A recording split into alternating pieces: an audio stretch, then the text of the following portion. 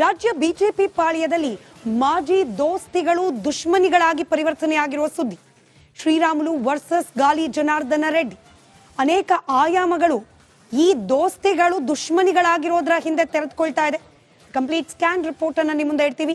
ಹಾಗೆ ಎರಡನೇ ಸುದ್ದಿ, ರಾಜ್ಯದಲ್ಲಿ ಈ ಮೈಕ್ರೋ ಫೈನಾನ್ಸ್ಗಳ ಕಂಪನಿಯ ಕಿರುಕುಳದಿಂದಾಗಿ ಜನ ಬೇಸತ್ತು ಹೋಗಿದ್ದಾರೆ. ಮನೆ ಮಠ ಬಿಟ್ಟು ಕಾಡಲ್ ವಾಸ ಮಾಡ್ತಿದ್ದಾರೆ. ವೃದ್ಧ ಮಹಿಳೆಯೊಬ್ಬರು ಆತ್ಮಹತ್ಯೆಗೆ ಶರಣಾಗಿದ್ದಾರೆ. ರಾಜ್ಯ ಸರ್ಕಾರಕ್ಕೂ ಕೂಡ ಸಾಲು ಸಾಲು ದೂರುಗಳು ಹೋಗ್ತಾ ಇದೆ. ಬ್ಯಾನ್ ಆಗುತ್ತಾ ಮೈಕ್ರೋ ಫೈನಾನ್ಸ್ಗಳು? ಇದರ ಹಾವಳಿ ಎಷ್ಟರ ಮಟ್ಟಿಗಿದೆ? ಇದರ ಕಂಪ್ಲೀಟ್ ರಿಪೋರ್ಟ್ ಅನ್ನ ಕೂಡ ನಿಮ್ಮ ಮುಂದೆ ಇಡ್ತೀವಿ. ಇವತ್ತಿನ ಎಕ್ಸ್ರೇ ಕಾರ್ಯಕ್ರಮವನ್ನ ಮಿಸ್ ಮಾಡದೆ ಕೊನೆವರೆಗೂ ನೋಡ್ತಾ ಇರಿ.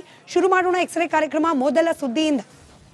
ಮಾಜಿ ಗೆಳೆಯರು ಇದೀಗ ದುಶ್ಮನಿಗಳಾಗಿದ್ದಾರೆ. ಇವತ್ತಂತೂ ಬಹಿರಂಗವಾಗಿ ಶ್ರೀರಾಮುಲು ಹಾಗೆ ಗಾಲಿ ಜನಾರ್ದನ ರೆಡ್ಡಿ ಇಬ್ರು ಪತ್ರಿಕಾಗೋಷ್ಠಿಗಳನ್ನ ಕರೆದು ಹಳೆ ಕೊಲೆ ಕಹಾನಿಯಿಂದ ಈ ಪ್ರಸ್ತುತ ಸಂಡೂರಿನ ಉಪಚುನಾವಣೆಯ ಸೋಲಿನವರೆಗೂ ಅನೇಕ ವಿಚಾರಗಳನ್ನ, ಯಾವೆಲ್ಲ ವಿಚಾರಗಳು ಗೌಪ್ಯವಾಗಿತ್ತೋ ಆ ಎಲ್ಲ ವಿಚಾರಗಳನ್ನ ಬಹಿರಂಗಪಡಿಸ್ಬಿಟ್ರು.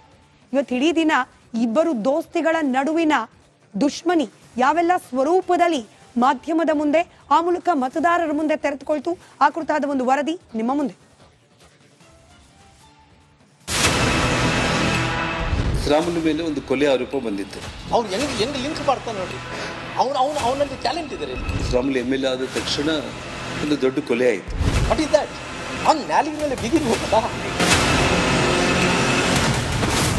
ಮುರಿದು ಬಿತ್ತು 3 ದಶಕಗಳ ರೇರಾ ದೋಸ್ತಿ. ಹೆತ್ತ ತಾಯಿ ಹಾಲು ಕುಡಿದು ಆ ತಾಯಿ ಎದೆಗೆ ಕಾಲಿಂದ ಹೊಡೆಯೋ ಮಗ ಅಂತೇಳಿ ಯಾರನ್ನ ಬೆಳೆಸಕ್ಕಾಗಲ್ಲ ಈ ಪ್ರಪಂಚದಲ್ಲಿ. ಅವರು ಹಣೆ ಬರದಲ್ಲಿ ಇರಬೇಕು, ಯಾರು ಬೆಳೆಸ್ಬೇಕು, ಯಾರು ಬೆಳೆಸ್ಕೊಳಕ್ಕಾಗಲ್ಲ ಅಂತ ಹೇಳಿ. ಕುಚಿಕ್ಕುಗಳ ಮಧ್ಯೆ ವಿರಸಕ್ಕೆ ಇದೇ ಕಾರಣ. ಕೇವಲ ನಾಮಿನೇಷನ್ ಹಾಕಿ ಹೋದಷ್ಟೇ 45,000 ಮತಗಳ ಅಂತರದಲ್ಲಿ ನಾನು ಗೆಲ್ಲಿಸಿದ್ದು ಮಾಡಿರುವಂತ ಇನ್ನೊಂದು ಶ್ರೀರಾಮುಲು. ಅಲ್ರಿ ಅವ್ನು ಹೇಳೋದನ್ರಿ, ಅವ್ನು ಇನ್ನ ಜಗ್ಗಿ ಹೇಳ್ತಾನ್ರಿ. ಅವರದ್ದು 3 ದಶಕಗಳ ಸ್ನೇಹ. ಇವರಿಲ್ಲದೆ ಅವರಿಲ್ಲ, ಅವರಿಲ್ಲದೆ ಇವರಿಲ್ಲ ಅನ್ನುವಷ್ಟರ ಮಟ್ಟಿಗೆ ಇಬ್ಬರ ಮಧ್ಯೆ ಕುಚುಕು. ಬಳ್ಳಾರಿ ಅಂದ್ರೆ ಸಾಕು ರೆಡ್ಡಿ ರಾಮುಲು ಅಂತಾನೆ ಅಂಡರ್ಸ್ಟುಡ್. ಗಣಿದಣಿಗಳು ಅಂದ್ರೂ ಅಷ್ಟೇ. ಇಲ್ಲಿ ಜನಾರ್ದನ್ ರೆಡ್ಡಿ ಜೊತೆ ಥಳಕು ಹಾಕಿಕೊಳ್ತಾ ಇದ್ದದ್ದು ಶ್ರೀರಾಮುಲು ಹೆಸರು. ಹಾಗೆ ಎದುರಾಳಿಗಳು ರಿಪಬ್ಲಿಕ್ ಆಫ್ ಬಳ್ಳಾರಿ ಅಂದಾಗ್ಲೂ ಈ ಜೋಡಿ ಬಗ್ಗೆಯೇ ಟಾಕ್. ಆದ್ರೆ ಈಗ ಕಾಲ ಬದಲಾಗಿದೆ. ಇಡೀ ನಾಡೆ ಬೆರಗಾಗುವಂತಹ ದೋಸ್ತಿಗೆ ಬಿದ್ದಿದೆ ಈಗ ನಾಸ್ತಿ. ಒಬ್ಬರ ಮುಖ ಕಂಡ್ರೆ ಇನ್ನೊಬ್ಬರು ಉರಿದು ಬೀಳೋ ಹಂತಕ್ಕೆ ಮೂಡಿದೆ ಶತ್ರುತ್ವ. ಅವರದ್ದನ್ನ ಬೆಚ್ಚಿಡ್ತೀನಿ ಅಂತ ಇವರು, ಇವರದ್ದನ್ನ ಬೆಚ್ಚಿಡ್ತೀನಿ ಅಂತ ಪರಸ್ಪರ ತೊಡೆ ತಟ್ಟಿ ನಿಂತಿದ್ದಾರೆ ಮಾಜಿ ಆಪ್ತ ಮಿತ್ರರು. ಶ್ರೀರಾಮುಲು ಏನಂತಂದ್ರೆ, ನಾರಾಯಣ ರೆಡ್ಡಿನ ನಾನು ಬಿಡಲ್ಲ, ಯಾವುದೇ ಕಾರಣಕ್ಕೂ ನಾನಂತೂ ಅವನ್ನ ಸಾಯಿಸಲೇಬೇಕು ಅಂತೇಳಿ ಓಡಾಡುವಂಥ ಸಂದರ್ಭದಲ್ಲಿ ನಾನು ಅವನು ಕರೆದು ರಾಮಾಯಣ ಮಹಾಭಾರತಗಳು ಪುರಾಣಗಳು ಎಲ್ಲದನ್ನು ಕೂಡ ಹೇಳಿ ಸನ್ಮಾರ್ಗದಲ್ಲಿ ತಗೊಂಡು ಬಂದಿದ್ದೆ. ನಂದೇನಾದ್ರೂ ತಪ್ಪಾಯ್ತಾ ಅನ್ನೋದು ಇವತ್ತು ನನಗೆ ಅನ್ನಿಸ್ತಾ ಇರುವಂಥದ್ದು. ಜನಾರ್ದನ್ ರೆಡ್ಡಿ ಅವರು ಮಾತನ್ನು ಕೇಳಿಕೊಂಡು ಜನಾರ್ದನ್ ರೆಡ್ಡಿ ಅವರು ಯಾವ ರೀತಿಯಲ್ಲಿ ಸುಳ್ಳಿನ ಮೇಲೆ ಕೋಟೆ ಕಟ್ಟಿದಾನಂದ್ರೆ ಎಲ್ಲರ ಜಗತ್ ಜಾಹೀರ ಆಗಿದೆ. ಇವತ್ತು ಜನಾರ್ದನ್ ರೆಡ್ಡಿ ಅವರು ಹೇಳಿದಕ್ಕೋಸ್ಕರವಾಗಿ, ಅದೆಲ್ಲ ಬಂಗಾರ ಹನುಮಂತರು ಅಭ್ಯರ್ಥಿಯಾಗಿ ಅವರು ಹೇಳಿದಕ್ಕೋಸ್ಕರವಾಗಿ ನನ್ನ ಮೇಲೆ ಆರೋಪಣೆ ಮಾಡೋದು ನನಗೆ ಸರಿಯಲ್ಲ. ಈ ರೀತಿ ಯಾರೋ ಹೇಳಿದಂಥ ಮಾತು ಕೇಳ್ತೀನಿ ಅಂದ್ರೆ ನೀನು ನನ್ನ ಮೇಲೆ ಆರೋಪಣೆ ಮಾಡೋಂಥ ಟೈಮಲ್ಲಿ ರಾಮುಲು ಏನು ಅಂತೇಳಿ ಅವ್ರು ತಿಳ್ಕೊಬೇಕಾಯ್ತು. ತಿಳ್ಕೊಳ್ಳಾರ್ದಂತೆ ನೇರವಾಗಿ ಆರೋಪಣೆ ಮಾಡಿದ್ರೆ ಎಷ್ಟು ನೋವಾಗುತ್ತೆ ಒಂದ್ಸಲ ಅರ್ಥ ಮಾಡ್ಕೊಂಡು. ಇಬ್ಬರ ನಡುವಿನ ಕಲಹದ ಕಿಡಿ ಸೂಕ್ಷ್ಮವಾಗಿ ಗಮನಿಸಿದ್ರೆ ಲೋಕಸಭಾ ಎಲೆಕ್ಷನ್ ಹೊತ್ತಿಗೆ ಹೊತ್ತಿತ್ತಾದ್ರೆ ಇದೀಗ ಇದು ಬೃಹದಾಕಾರವಾಗಿ ಧಗಧಗಿಸಿದ್ದು ರಾಜ್ಯ ಬಿಜೆಪಿ ಉಸ್ತುವಾರಿ ರಾಧಾ ಮೋಹನ್ ಅಗರ್ವಾಲ್ ಎಂಟ್ರಿ ಬಳಿಕ. ರಾಜ್ಯ ಬಿಜೆಪಿಯಲ್ಲಿನ ಗಾಯಕ್ಕೆ ಮದ್ದರಿಯೋಕೆ ಅಂತ ದಿಲ್ಲಿಯಿಂದ ಓಡೋಡಿ ಬಂದ ರಾಧಾ ಮೋಹನ್ ಅಗರ್ವಾಲ್ ಇಲ್ಲಿ ಒಂದು ಲೆಕ್ಕಕ್ಕೆ ಮುಲಾಮು ಹಚ್ಚೋಕೆ ಮುಂದಾದ್ರು. ಇನ್ನೊಂದು ಲೆಕ್ಕಕ್ಕೆ ದೋಸ್ತಿಗಳ ನಡುವೆ ಇಟ್ಟಿದ್ದು ಸೂಸರಬತ್ತಿ. ಸಭೆಯಲ್ಲಿ ಶ್ರೀರಾಮುಲಿಗೆ ಸಂಡೂರು ಬೈ ಎಲೆಕ್ಷನ್ ಸೋಲೋಕೆ ನೀವೇ ಕಾರಣ ಅಂತ ಮುಖಕ್ಕೆ ಹೊಡೆದಂತೆ ಅಗರ್ವಾಲ್ ಹೇಳಿದ್ದೆ ಇಷ್ಟೆಲ್ಲ ಅವಾಂತರಕ್ಕೆ ಮೂಲ. ಅದಲ್ಲದೆ ಡಬಲ್ ಗೇಮ್ ಆಡ್ತಾ ಇದ್ದೀರಾ ಅಂತಾನೂ ಅಗರ್ವಾಲ್ ಚಾಟಿ ಬೀಸಿದ್ದು ರಾಮುಲು ಪಿತ್ತ ನೆತ್ತಿಗೇರಿಸಿದೆ.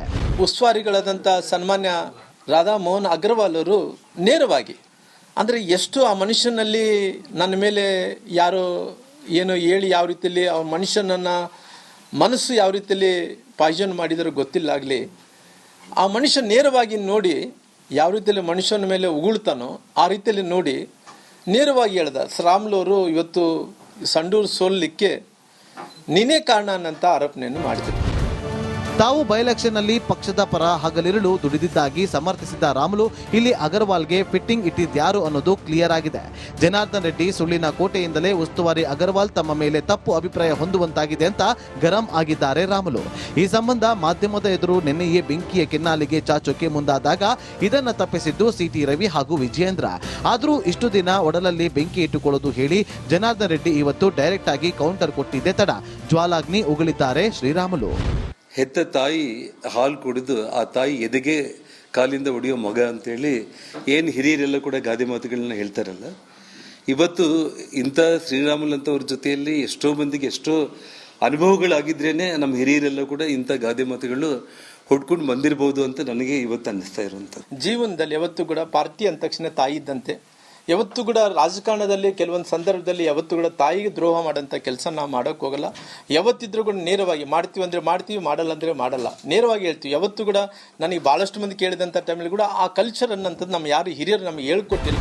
ಇದಕ್ಕೂ ಮುನ್ನ ನಿನ್ನೆ ತಮ್ಮ ವಿರುದ್ಧ ಅಗರ್ವಾಲ್ಗೆ ಜನಾರ್ದನ್ ರೆಡ್ಡಿ ಚಾಡಿ ಹೇಳಿದ್ದಾರೆ ಅನ್ನೋ ಅರ್ಥದಲ್ಲಿ ತಮ್ಮ ಮಾಜಿ ಕುಚುಕು ವಿರುದ್ಧ ಕಿಡಿಕಾರಿದ್ದು ಶ್ರೀರಾಮುಲು.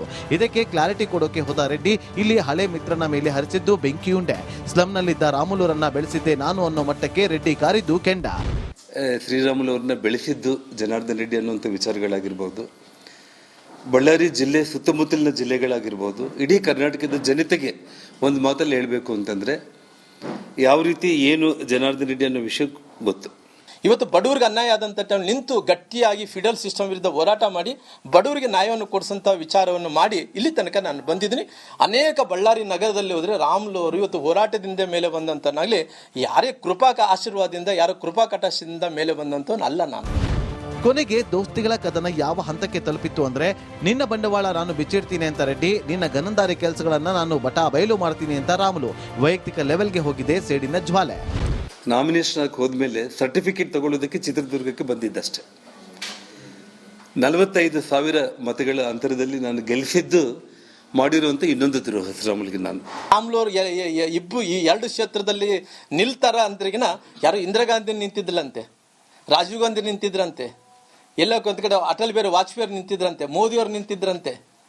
ಆದರೆ ಭಗವಂತ ಒಬ್ಬ ಶೆಡ್ಯೂಲ್ ಕ್ಯಾಸ್ಟ್ ಮನುಷ್ಯನಿಗೆ, ಒಬ್ಬ ವಾಲ್ಮೀಕಿ ಜನಾಂಗವನಿಗೆ 2 ಕಡೆ ಅವಕಾಶ ಮಾಡಿಕೊಡ್ತಾರೆ ನೋಡ್ರಿ. ಅಂದ್ರೆ ಏನಿಲ್ಲಾರ್ದಂತೆ ಈತ ಬಂದು ಅಲ್ಲಿ ಎಲೆಕ್ಷನ್ ಮಾಡಿದ ತಕ್ಷಣನೇ ಮ್ಯಾಜಿಕ್ ಮಾಡಿ 45,000 ಓಟ್ ಗೆಲ್ಲಿಸ್ಬಿಟ್ರೆ ಅಂದ ತಕ್ಷಣ ಪಾರ್ಟಿ ಇದನ್ನ ನೋಡಿ ನನಗೆ ಮೊಣಕಾಲು ಮುರಿಸಿ ಟಿಕೆಟ್ ಕೊಟ್ಬಿಡ್ತದ. ಅಷ್ಟಕ್ಕೂ ಇಲ್ಲಿ ಇಬ್ಬರ ನಡುವೆ ಕಿಡಿ ಹೊತ್ತಿದ್ದು ಯಾಕೆ? ಈ ಬಗ್ಗೆ ಬಳ್ಳಾರಿಯಲ್ಲಿ ಬೇರೆ ಬೇರೆ ವ್ಯಾಖ್ಯಾನ ಕೇಳಿ ಬರುತ್ತಾದ್ರೂ ಶ್ರೀರಾಮುಲು ಪ್ರಕಾರ ರೆಡ್ಡಿಗೆ ಬಳ್ಳಾರಿ ಪ್ರವೇಶಕ್ಕೆ ಕೋರ್ಟ್ ಓಕೆ ಎಂದಾಗ ಸ್ವಾಗತಕ್ಕೆ ತಾನು ಬರಲಿಲ್ಲ ಅನ್ನೋದೇ ಇಷ್ಟೆಲ್ಲ ಜಿದ್ದಿಗೆ ಕಾರಣ ಅಂತೆ. ಏನೇ ಆಗಲಿ, ಒಂದು ಕಾಲದಲ್ಲಿ ಇಬ್ಬರ ಬಲದಿಂದ ಬಳ್ಳಾರಿಯಲ್ಲಿ ಘಟಾನುಘಟಿಗಳನ್ನ ಮಕಾಡೆ ಮಲಗಿಸಿದ್ದ ಈ ಜೋಡಿ ನೆಲೆಯೇ ಇಲ್ಲದ ಬಳ್ಳಾರಿಯಲ್ಲಿ ಕಮಲ ಅರಳಿಸಿದ್ದ ರೆಡ್ಡಿ ರಾಮುಲು ಇದೀಗ ಪರಸ್ಪರ ನಾನಾ ನೀನಾ ಅಂತ ಸಂಗ್ರಾಮಕ್ಕೆ ಇಳಿದಿದ್ದಾರೆ. ಇದು ಇನ್ನು ಯಾವ ಹಂತಕ್ಕೆ ಹೋದ್ರೂ ಇಲ್ಲಿ ನಲುಗೋದು ಮಾತ್ರ ಬಿಜೆಪಿನೇ.